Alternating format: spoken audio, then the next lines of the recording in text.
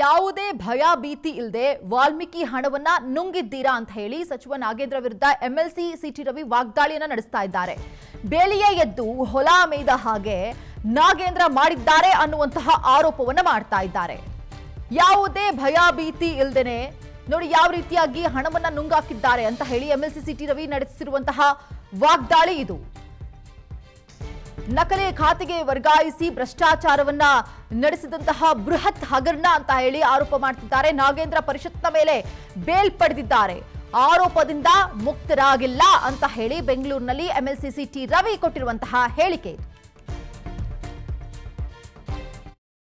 ಅಭಿವೃದ್ಧಿ ನಿಗಮದ ಹಗರಣ ಅದು ಪರ್ಸೆಂಟೇಜ್ನ ಕಥೆಯಲ್ಲ, ಅದು ಇಡಿಯಾಗಿ ನುಂಗಿದ ಕರ್ನಾಟಕ ರಾಜ್ಯದ ಇತಿಹಾಸದಲ್ಲೇನೆ ನಿರ್ಭಯವಾಗಿ ಯಾವುದೇ ಭಯಭೀತಿ ಇಲ್ಲದೆ ನಡೆಸಿದ ಲೂಟಿ. ಬೇಲಿಯೇ ಎದ್ದು ಹೊಲ ಮೇಯ್ದ ಗಾದೆ ಮಾತಿಗೆ ಅನ್ವಯ ಆಗುವ ರೀತಿಯಲ್ಲಿ ಪರಿಶಿಷ್ಟ ಪಂಗಡದ ಕಲ್ಯಾಣ ಇಲಾಖೆಯ ಸಚಿವ ಸೇರಿದಂತೆ ಪರಿಶಿಷ್ಟ ಪಂಗಡ ಕಲ್ಯಾಣ ಇಲಾಖೆಯ ಆ ನಿಗಮದ ಮ್ಯಾನೇಜಿಂಗ್ ಡೈರೆಕ್ಟರ್ ಒಳಗೊಂಡಂತೆ ಎಲ್ಲರೂ ಸೇರಿ ಪರಿಶಿಷ್ಟ ಪಂಗಡದ ಕಲ್ಯಾಣ ಕಾರ್ಯಕ್ರಮಕ್ಕಾಗಿ ಬಳಕೆಯಾಗಬೇಕಾದ ಹಣವನ್ನು ವಾಹನ ಖರೀದಿಗೆ, ಸ್ವಯಂ ಉದ್ಯೋಗ ಯೋಜನೆಗೆ, ವ್ಯಾಪಾರ ಸಾಲಕ್ಕೆ, ಈ ರೀತಿ ಅವರ ಕಲ್ಯಾಣದ ಕಾರ್ಯಕ್ರಮಕ್ಕೆ ಬಳಕೆಯಾಗಬೇಕಾದ ಅನುದಾನವನ್ನ ನಕಲಿ ಖಾತೆಗಳಿಗೆ ವರ್ಗಾಯಿಸಿ ಭ್ರಷ್ಟಾಚಾರ ನಡೆಸಿದಂತ ರಾಜ್ಯದ ಒಂದು ಬೃಹತ್ ಹಗರಣ.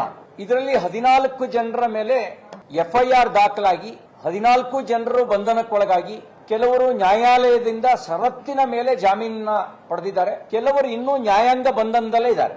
ಈಗ ಮತ್ತೆ ಸಚಿವ ಆಗಿರುವ ನಾಗೇಂದ್ರ ಅವರು ಷರತ್ತಿನ ಮೇಲೆ ಜಾಮೀನ ಪಡೆದಿರ್ತಕ್ಕಂಥವ್ರು, ಅವರ ಮೇಲಿನ ಆಪಾದನೆಯಿಂದ ಅವರು ಮುಕ್ತರಾಗಿಲ್ಲ. ಭಾರತದ ಸಂವಿಧಾನ ಪ್ರತಿಯೊಬ್ಬ ಭಾರತೀಯರಿಗೂ ಭದ್ರತೆಯನ್ನ, ರಕ್ಷಣೆಯನ್ನ ಕೊಟ್ಟಿದೆ. ಅದೇ ಸಂವಿಧಾನ ಭ್ರಷ್ಟಾಚಾರ ನಡೆಸಿದವರಿಗೆ BNS 170 ಅನ್ವಯ ಮೊಕದ್ದಮೆ ದಾಖಲಿಸೋದಕ್ಕೂ ಕೂಡ ಅವಕಾಶವನ್ನು ಮಾಡಿಕೊಟ್ಟಿದೆ. ಭ್ರಷ್ಟಾಚಾರಿಗಳಿಗೆ ಜಾತಿ ಇಲ್ಲ. ಇಷ್ಟಕ್ಕೂ ಹಣ ನುಂಗಿದ್ದು ಪರಿಶಿಷ್ಟರ ಹಣವನ್ನ, ಅವರ ಕಲ್ಯಾಣದ ಅಭಿವೃದ್ಧಿಗೆ ಬಳಕೆಯಾಗಬೇಕಾದ ಹಣವನ್ನ. ನನಗೆ ಆಶ್ಚರ್ಯ ಆಯ್ತು, ಸನ್ಮಾನ್ಯ ನಾಗೇಂದ್ರ ಅವರು ಸಂವಿಧಾನ ಪ್ರತಿ ಹಿಡಿದು ಸಂವಿಧಾನ ನನಗೆ ರಕ್ಷಣೆ ಕೊಡುತ್ತೆ ಅಂತ ಹೇಳಿದ್ರು. ಸಂವಿಧಾನ ಭ್ರಷ್ಟರಿಗೆ ರಕ್ಷಣೆ ಕೊಡೋದಕ್ಕೆ ಇರುವುದಲ್ಲ, ಭ್ರಷ್ಟರಿಗೆ ಶಿಕ್ಷೆ ಆಗಬೇಕು ಅಂತ ಸಂವಿಧಾನದ ಆಶಯ ಇರೋದು. ಆ ಸಂವಿಧಾನದ ಪ್ರತಿಯನ್ನು ಹಿಡಿದು ಸಂವಿಧಾನದ ಮೌಲ್ಯಕ್ಕೆ ಅಪಚಾರ ಎಸಗುವಂತ ಕಾರ್ಯವನ್ನ ನಾಗೇಂದ್ರ ಅವರು ಸಂವಿಧಾನ ತೋರಿಸಿ ಮಾಡ್ತಾ ಇದ್ದಾರೆ. ಮತ್ತೆ ಇನ್ನೊಂದು ಸೆಲ್ಟರ್ ತಗೊಳಕ್ಕೆ ಅವ್ರು ಪ್ರಯತ್ನ ಮಾಡಿದ್ರು. ನಾನು ಪರಿಶಿಷ್ಟ ಪಂಗಡದವನು ಅಂತ ನನ್ನನ್ನು ಟಾರ್ಗೆಟ್ ಮಾಡ್ತಿದ್ದಾರೆ ಅಂತ. ನೀವು ಪರಿಶಿಷ್ಟ ಪಂಗಡದವನು ಅಂತ ಟಾರ್ಗೆಟ್ ಮಾಡ್ತಿರೋದಲ್ಲ, ಪರಿಶಿಷ್ಟ ಪಂಗಡದ ಅಭಿವೃದ್ಧಿ ನಿಗಮದ ಹಣ ತಿಂದಿದೆಯಾ ಅಂತ ಟಾರ್ಗೆಟ್ ಮಾಡ್ತಿರೋದು. ಪರಿಶಿಷ್ಟ ಪಂಗಡದ ಅಭಿವೃದ್ಧಿಯ ಹಣವನ್ನ ಲೂಟಿ ಮಾಡಿದಿರಿ ಅಂತ ಟಾರ್ಗೆಟ್ ಮಾಡ್ತಿರೋದು.